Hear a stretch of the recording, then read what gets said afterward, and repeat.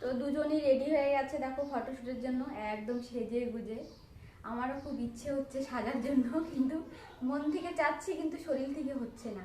আর এদেরকে দেখে আমি জ্বলছি শুধু। তোমার সময়টা হোক, তারপরে তো তুমি সাজুগুজু করবে।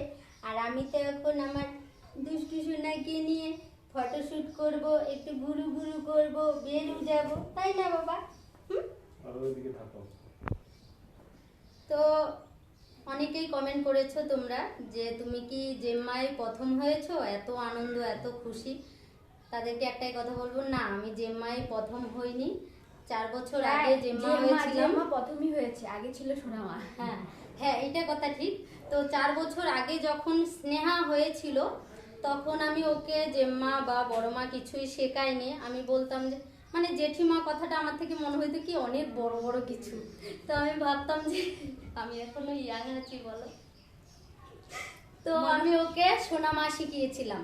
সবসময় ওকে আমি সোনামা সোনামা বলে ডাকতাম, ও এখন আমাকে সোনামা বলে ডাকে।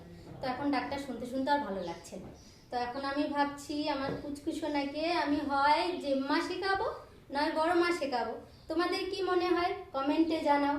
কি বলো বন্ধুরা, আমি ওকে কি শেখাবো, কেমন লাগছে আর আমাদেরকে কেমন লাগছে অবশ্যই কমেন্ট করো। দেখেছো? একটা কথা আছে না, দেখবি আর জ্বলবি, লুচি লুচির মতো ফুলবি। এখন হচ্ছে হচ্ছে আমার পুচকুসোনার দিন আর আমার দিন। তো রাত তুই ঘুমো, টাটা। আর আমার অবস্থা দেখা,